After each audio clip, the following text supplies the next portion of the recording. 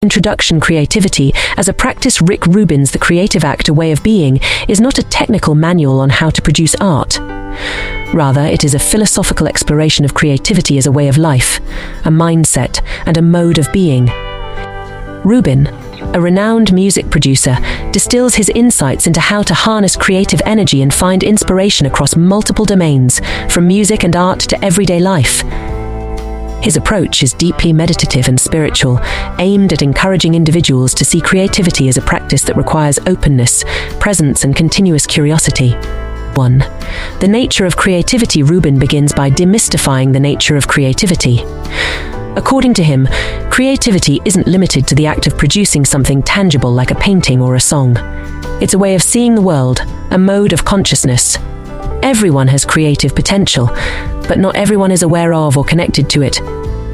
Rubin encourages readers to cultivate creativity by being more receptive to the world around them, whether that means engaging with nature, appreciating art, or simply paying attention to the subtleties of everyday experiences.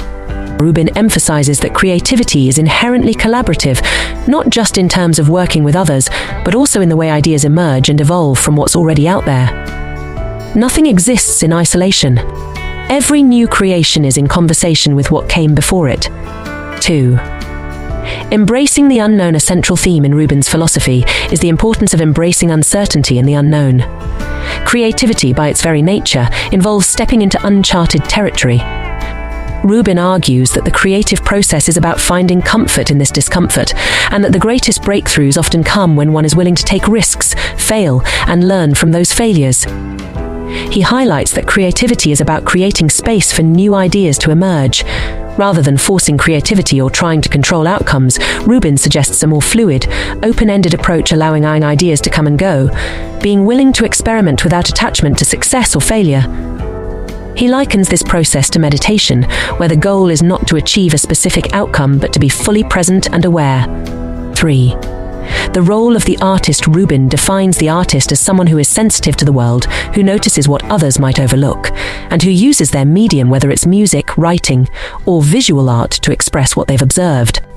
The artist's role is to channel something greater than themselves, something that transcends the ego. In this sense, the artist is both a creator and a vessel for something larger.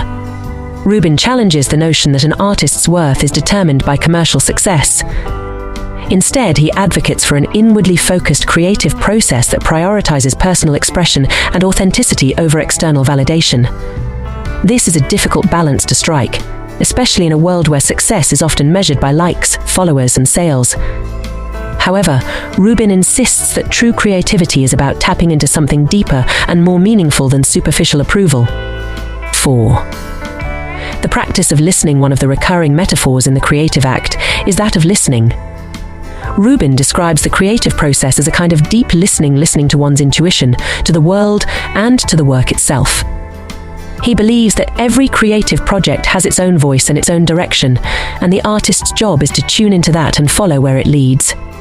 This requires a kind of quieting of the mind, a letting go of preconceived notions or expectations, and a willingness to be surprised. Rubin extends the metaphor of listening to collaboration, emphasizing the importance of truly hearing and understanding other people's perspectives. In his experience as a music producer, Rubin has found that the best work comes from fostering an environment where everyone feels heard and respected. This kind of deep listening, both to oneself and others, is crucial for creativity to thrive. 5. Inspiration and influence. In this section, Rubin discusses how inspiration can come from anywhere and how important it is for artists to remain open to a wide range of influences. He encourages people to explore different art forms, genres, and experiences to enrich their creative practice. Inspiration, according to Rubin, is about following one's curiosity and being open to surprise. Rubin also touches on the concept of influence in the creative process. He suggests that artists shouldn't fear being influenced by others, as long as they make space for their own voice to emerge within that. Creativity isn't about working in isolation, but about engaging in a conversation with other works of art, artists, and ideas. Every creation is built upon a foundation of influence, and the key is to transform those influences into something unique and personal. 6.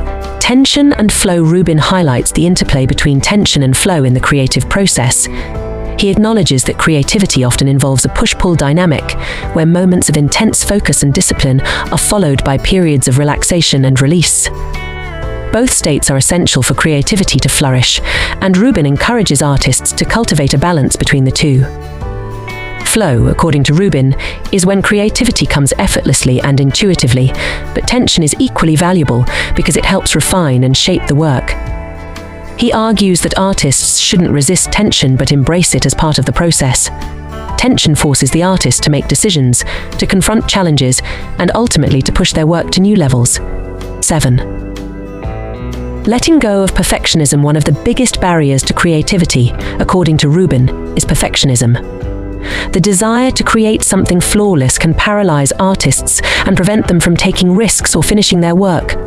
Rubin believes that perfection is an illusion and that no work of art is ever truly finished.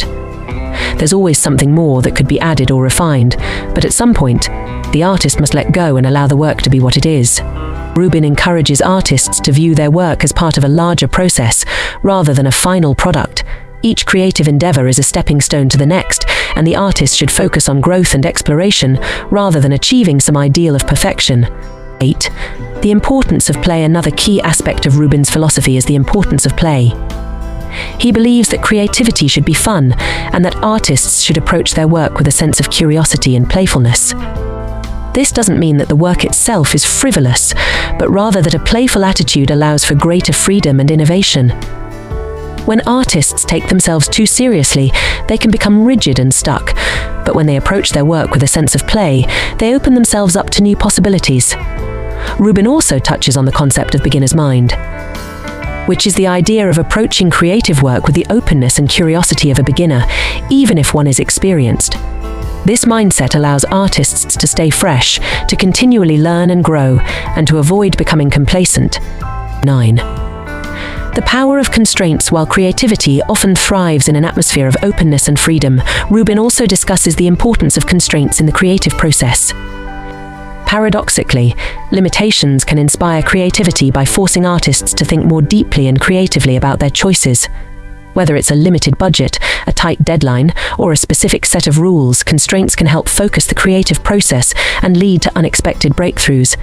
Rubin encourages artists to embrace constraints as opportunities for innovation rather than viewing them as obstacles.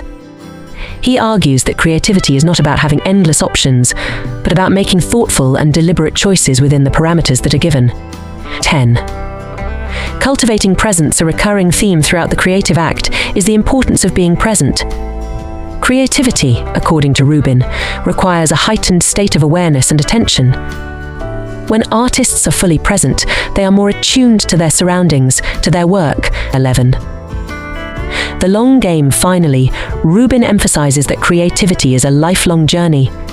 It's not about achieving a single masterpiece or reaching a particular goal, but about continually growing, evolving, and exploring. He encourages artists to see their creative practice as something that will change over time and to be patient with themselves as they navigate the ups and downs of the process. Rubin reminds readers that creativity requires perseverance and resilience. There will be periods of doubt, frustration, and failure, but these are all part of the journey. The key is to stay committed to the process, to keep showing up, and to trust that inspiration will come. Conclusion. Creativity is a way of being. In The Creative Act, A Way of Being, Rick Rubin offers a holistic and deeply reflective guide to living a creative life. His approach is grounded in mindfulness, curiosity, and an openness to the unknown. For Rubin, creativity is not just about making art, it's about being fully present in the world, about listening, observing, and engaging with life in a deeper, more meaningful way.